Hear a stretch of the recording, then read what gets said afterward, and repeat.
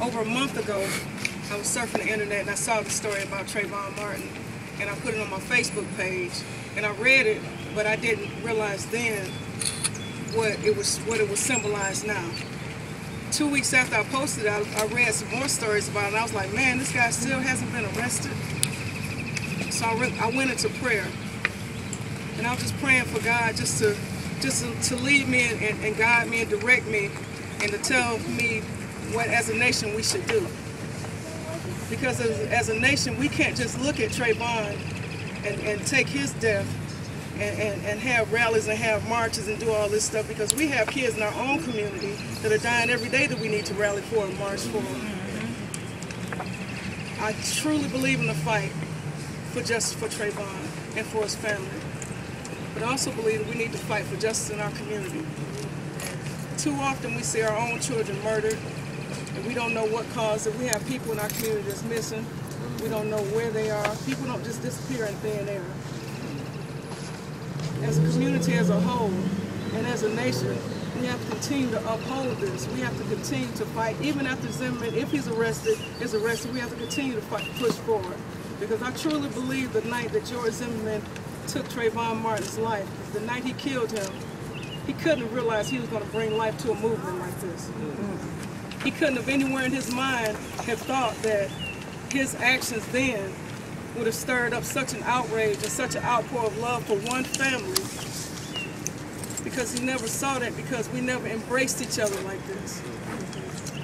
It totally touches my heart to see everybody, different races, kids, everyone touched by the story of Trayvon Martin, because in my home I have 3 Trayvon Martins.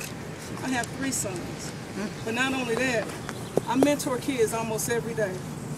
And when I walk into the empowerment zone and I see those kids and they run up to me and hug me, a lot of them wear hoodies, a lot of them carry backpacks, a lot of them have sagging pants or whatever, but they are all human beings. And they're all people, and they all deserve to live, and they all deserve the right to education, they all deserve the right to free speech, they all deserve the right to employment, they all have the same rights no matter how they're dressed. Because in my definition of suspicion, if I'm in a bank and somebody comes in with a hoodie on, I don't care what race they are, that's suspicious. But if I'm walking outside and somebody's walking in the rain with a hoodie on, they're trying to protect themselves from the weather. This man who said that because he saw a young child, and you can tell, even if he was 6 feet tall, I have a son that's 6 feet tall right there, but if you look at his face, you can tell that's a child. How can you look at a child and see him and mistakenly identify him? Because I'm hoping that he didn't kill him knowing that he was a child, somebody's child.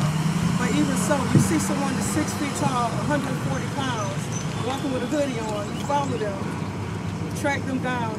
I mean, I'm sure Trayvon was like, why are you following me? Anybody would ask somebody that.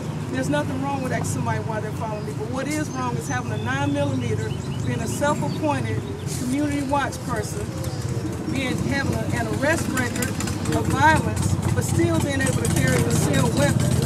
If you look at the stories and look at this guy's track record, they've been covering up for him for a very long time. His parents were in the judicial system. He has a lot behind him that's backing him. And it's not injustice because Trayvon was black, because we're used to that. You know what I'm saying? We're used to that. We're not fighting for justice because he was black. We're fighting for justice because this was an unjust situation. This was an injustice to all mankind. A child was murdered and a man walks free. A child was murdered in cold blood. I look at my sons every day when they get ready for school. And before this happened, I didn't have to pray over my kids like I do. Before this happened, I didn't think twice about my kids walking to the corner store. I live in Malden. I live in the subdivision. Before this happened, I didn't look out the door and wait for my kids to come home. But now, it's open season. And I mean, I hate to put it like that, but it is. And if Zimmerman walks, and if he continues to go about his everyday life, and people saying, oh, you know, George, he's having a rough day today. Ask Trayvon how his day is going today. Ask Trayvon's parents how their day is going. Ask me as a parent, if I had to bury one of my children, how my day would be. I don't feel sorry for people like George Zimmerman. I don't feel sorry for people who are constantly and consistently protected from the laws that are supposed to protect us. We as a community have to continue to stand up and take a stand. Even after Zimmerman is arrested, we still have to continue to fight for justice, because Trayvon Martin could be standing right next to you. Trayvon could be a female, he could be a male, he could be white, he could be black, Hispanic, he could be Indian. We have many Trayvon Martins that have already left us, and there are many more to come. So we really have to continue this fight.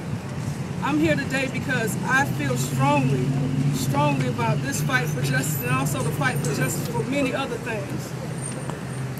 I really appreciate you guys for having me out today, and I thank you. I thank you so much for welcoming me.